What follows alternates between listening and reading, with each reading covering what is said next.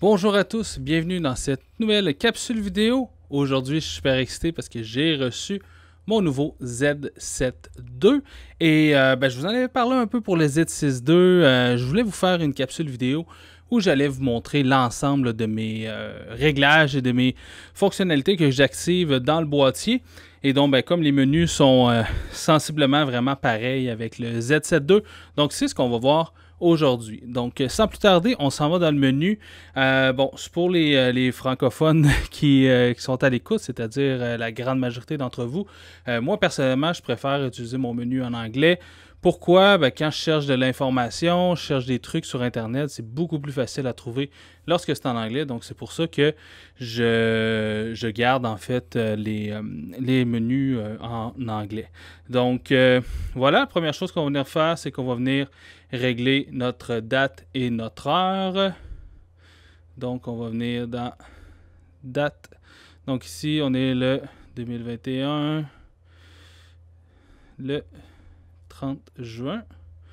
Et il est présentement midi 33. Comme ça ici. Ici. Oups. Et donc le format, ici 30 juin 2021, ça marche assez bien. Time zone, on va venir ici régler à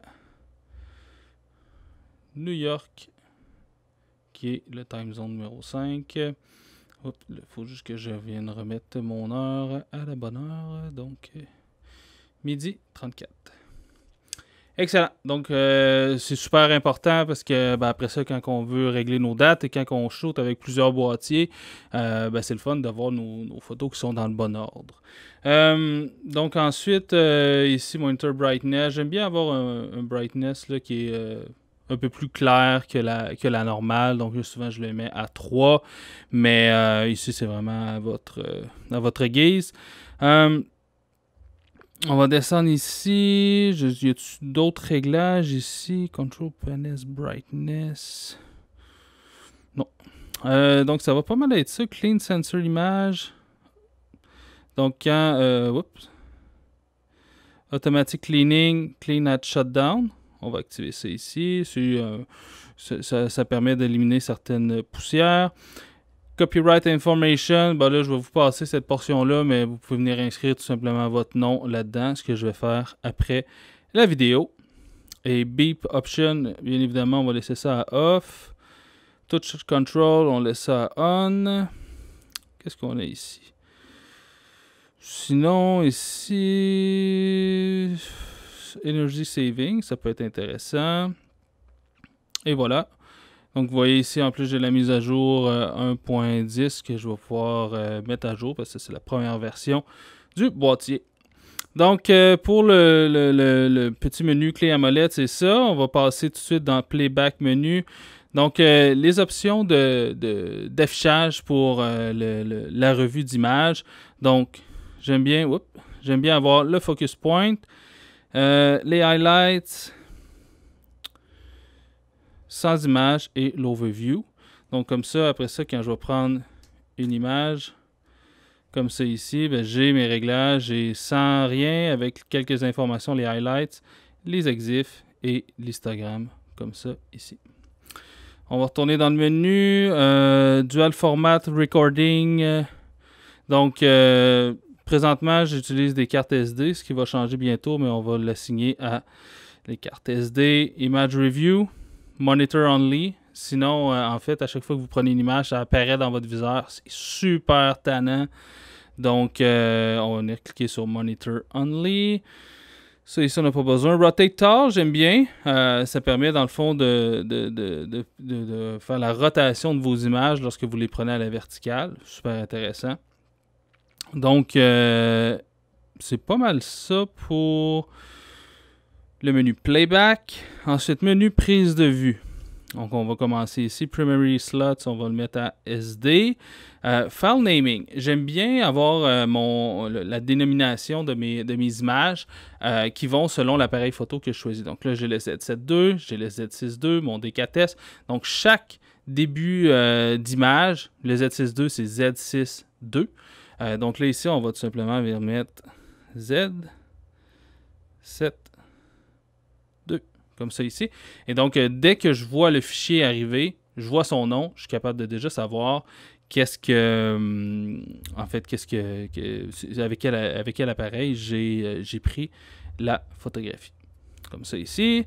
Secondary slot function, donc la deuxième carte mémoire qui est insérée dans l'appareil. Ici, je vais la mettre simplement à overflow. Choisir la portion d'image, l'image area, on va laisser à plein capteur. La qualité d'image, donc ici, en fait, je vais venir me mettre en RAW. Si vous voulez shooter en RAW et JPEG, juste en JPEG, c'est ici que ça se fait. La taille d'image, donc en RAW large et large pour JPEG également. On veut avoir le maximum de résolution. C'est pour ça en fait que je suis allé chercher le Z7 II pour avoir beaucoup de résolution. Donc on veut pas commencer à resizer ça. Au niveau de l'enregistrement du fichier RAW, donc en lossless compress, en compressé sans perte, et en 14 bits. C'est là qu'on va avoir le plus d'informations possible et la taille des fichiers optimisée le plus. Il n'y a pas de perte en fait entre compressé sans perte et non compressé. On ne veut surtout pas aller chercher la fonction compressée ni la fonction 12 bits. Ça fait des fichiers qui sont plus petits. Ça augmente la rafale habituellement, mais on va perdre vraiment beaucoup d'informations. Sensibilité ISO, ben là, ça va aller à la prise de vue. Balance des blancs. Je photographie à 99% du temps en balance des blancs, lumière naturelle ou lumière du soleil. Je trouve que c'est ce qui est le plus fidèle à la réalité, donc direct sunlight. Picture control, je photographie toujours en mode neutre, donc je vais mettre un peu de sharpening, pas trop en fait. D'habitude, le mode neutre, c'est pas mal supposé être à 0. Donc, je veux vraiment que ça soit le plus fidèle à la réalité possible. Et donc, si j'ai un problème de netteté, ben, je veux le voir directement à la prise de vue. Je veux pas que ça ajoute de la netteté. Finalement, j'ai l'impression que ça soit net, puis j'arrive à la maison et finalement, c'est pas net. Color space, bon ça c'est si on photographie en JPEG, donc on va mettre à SRVB, on le laisse là. Delighting, désactivé, ça n'a pas d'effet sur le RAW. Long exposure, noise reduction, la réduction de bruit de longue exposition, on veut le désactiver. Pourquoi? Parce que ça fait en sorte que notre appareil va prendre 2 photographies au lieu d'une. Et moi je fais beaucoup de filets d'étoiles, beaucoup de time-lapse. Et donc à ce moment-là, ça devient impossible avec cette fonction-là d'activer. Donc on la laisse désactiver. High ISO, réduction du bruit, donc ici on va mettre ça à off, ça n'a pas d'effet sur le fichier RAW. Contrôle de la vignette, on met ça à off, ça n'a pas d'effet sur le fichier RAW. Compensation de diffraction, c'est une nouvelle fonctionnalité qui n'est pas sur les autres, mais je suis pas mal sûr que ça n'a pas d'effet sur le fichier RAW. Auto-distorsion contrôle, donc ça ici, ça va être vraiment au niveau de la distorsion, au niveau de l'objectif. Donc si on peut le laisser à on, ça va se faire directement sur notre fichier RAW. Flicker Reduction, bon, je fais pas vraiment de vidéo ou rien, donc c'est plus ou moins... on peut l'activer, on peut la laisser. Je fais pas de photos dans des endroits comme du sport, dans des arénas et tout ça, mais on peut le laisser comme ça. Metering, ben, la matrice... La matrice, ça va être matricielle, ça va être parfait. C'est ce que j'utilise le plus souvent possible. Bon, flash mode, d'habitude je le mets à rideau arrière, mais j'utilise jamais de flash. Donc on va passer ça.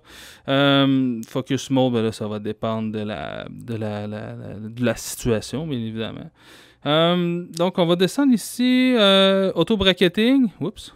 On va le mettre bien évidemment à auto exposure.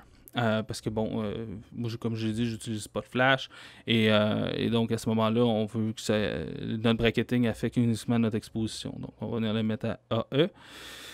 HDR désactivé et voilà. Donc pour le menu shooting, ça fait pas mal le tour. On va aller dans le menu vidéo. Donc vidéo, la même chose, on va venir renommer. En fait, je pourrais laisser DSC, comme ça me permet de différencier mes fichiers vidéo de mes fichiers photos. Donc ça peut être intéressant de le laisser à DSC. La destination, on va aller dans la carte SD. Donc ici, on a choisi notre résolution. Donc on va le mettre à maximum 60 frames par seconde. Comme ça. Movie quality à high. Movie type, on va le mettre en MP4. Beaucoup plus facile à traiter par la suite. C'est plus convivial que des points move. Plus léger également. Bon, sensibilité ISO, ça va dépendre de la situation.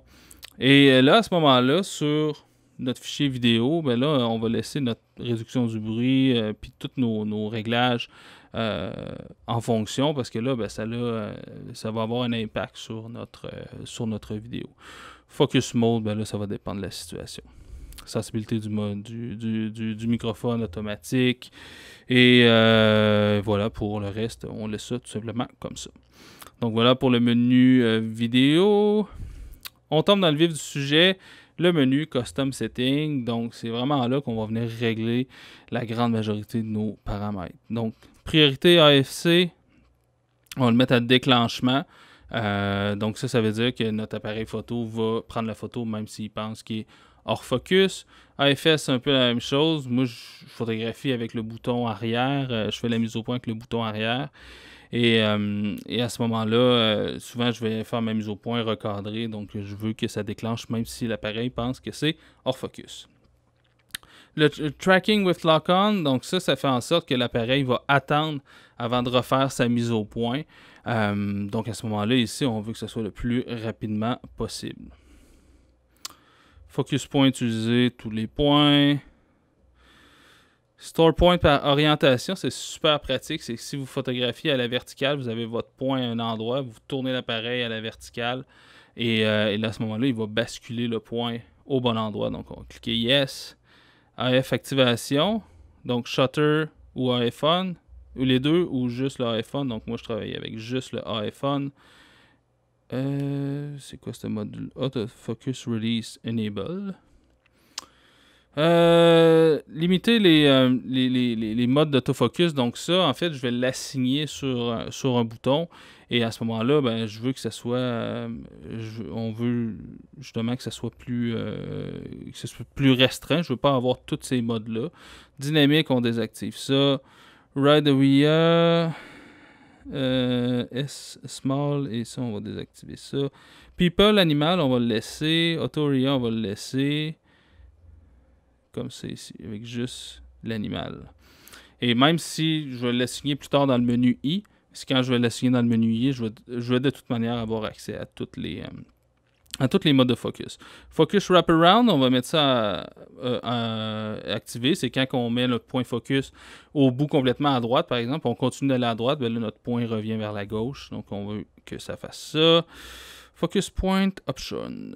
Manual Focus Mode. Ça, c'est des nouveaux trucs que j'ai pas vus avant. Donc, ça, on va passer ça.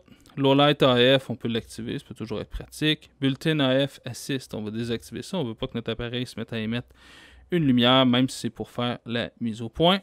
EV Steps, pour le contrôle de l'exposition, on veut que ce soit en tiers d'exposition. Là, je ne ferai pas tous les trucs, là, parce qu'il y a bien des trucs qui ne servent à rien là-dedans, là, ou pour moi, qui ne servent à rien.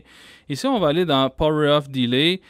Donc, le playback, ça, c'est quand on regarde notre image. Donc, moi, j'aime bien avoir un playback là, autour de 20 secondes parce que sinon, je suis toujours en train, je veux montrer la photo à quelqu'un, puis ça ferme et c'est pas super pratique. Donc, quand c'est trop court. Donc, ici, les menus, mettre ça à 20 secondes aussi. Image Review, je vais mettre 10 secondes. Et Standby Timer, je vais mettre 20 secondes également. Comme ça peut... 20 secondes, peut-être 30 secondes, ça va peut-être être mieux. Ça, c'est le temps d'inactivité avant que l'appareil se mette en mode veille. Donc, voilà pour ça. Donc, le mode rafale lente, j'aime bien être à 5 images secondes. Shutter type, ça ici, ben, on va le mettre... selon si on est en mode silencieux ou peu importe, là, ça va venir se régler ici. Limit Selectable Image Area, ça on peut venir restreindre en fait certains trucs. J'aime pas bien avoir des formats carrés puis 5.4, fait que même 16.9. Fait que souvent je garde juste full frame et DX. File Number Sequence, donc ici on veut que nos noms de fichiers qui aillent à la suite l'un de l'autre, donc on laisse ça on. Ici, Apply Setting to Live View, donc c'est pour que lorsqu'on applique nos réglages, ça modifie l'exposition dans le Live View ou dans le viseur électronique. Donc ici, on veut que ce soit on. J'aime bien avoir un grid framing grid display, donc j'aime bien avoir un grid dans le viseur. Focus peaking, on va mettre à standard, donc ça fait en sorte que lorsqu'on est en focus manuel, en mise au point manuel, on va voir apparaître des petites lignes rouges sur les portions qui sont au focus. Et donc ici, on va l'activer, puis on peut choisir la couleur. Donc moi, j'aime bien le rouge comme ça ici. View All in Continuous Mode. Donc ça, c'est quand on utilise la rafale haute en mode étendu. Donc ça fait en sorte qu'au lieu de voir des frames noirs dans le viseur, on va voir l'image qu'on vient de prendre. Donc c'est beaucoup plus facile de suivre le sujet. Donc on va l'activer, le laisser ici à On. Donc ici, Bracketing Flash, ça c'est plus ou moins intéressant. Customize Eye Menu. Donc ici, c'est sur l'arrière du boîtier, il y a un bouton I qui permet d'avoir ce menu-là. Et donc là, on va pouvoir venir le régler. Donc, balance des blancs, image size, qualité. Bon, il y a bien des trucs que je ne me sers pas là-dedans. Il y a beaucoup trop de boutons pour ce que je me sers sur l'appareil photo. Mais ici, bon, on va venir... Je vais venir activer ceux que j'utilise principalement. Donc, la stabilisation, ce que j'utilise beaucoup. Choisir Image Area, j'utilise beaucoup. Parce qu'en fait, en vidéo, entre autres, je m'en sers pas mal. On va juste repartir ici en haut. Donc, on descend. Picture Control, j'utilise pas ça. AF Area Mode, ça j'utilise beaucoup. Ouais, il était déjà assigné à quelque part d'autre. Même la stabilisation était déjà assignée à quelque part. Auto Bracketing, ça va être bien pratique. Qu'est-ce qu'on a d'autre ici? Shutter Type.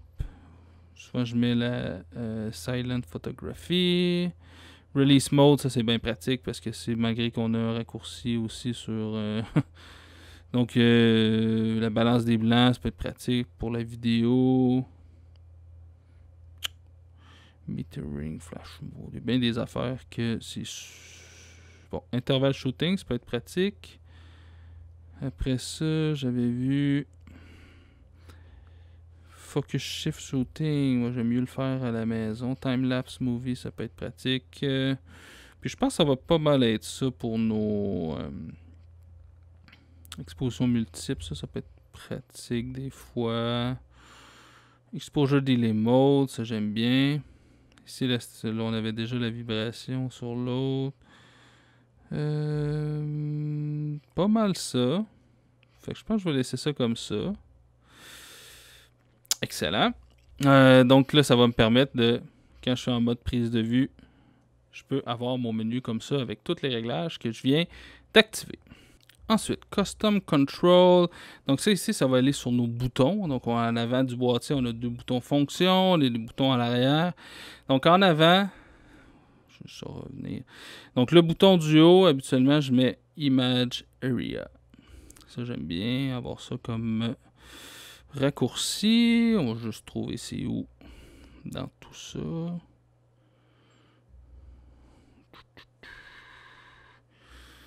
Imagery, voilà. Et dans le bas, j'aime bien avoir mes modes de focus. Donc Focus Mode, Focus Area Mode. Donc là, à ce moment-là, je vais pouvoir appuyer sur le bouton et tourner les roulettes pour accéder à mes différents réglages. Donc ici, le bouton iPhone, on veut que ce soit bien évidemment le iPhone. Ici, sur notre subselector, la petite roulette, là, ici, focus point, la sélection.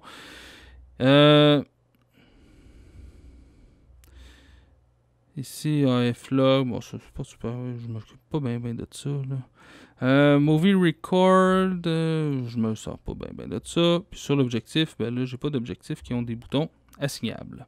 Donc ça, c'est parfait. On continue. Le bouton OK. Qu'est-ce qu'on fait? Shooting Mode, c'est qu'on veut que ça revienne à notre collimateur central. Et quand on regarde nos images, j'aime bien avoir le zoom à 100%. Donc quand je vais regarder mon image, j'appuie sur le bouton OK et ça zoome à 100% dans mon image.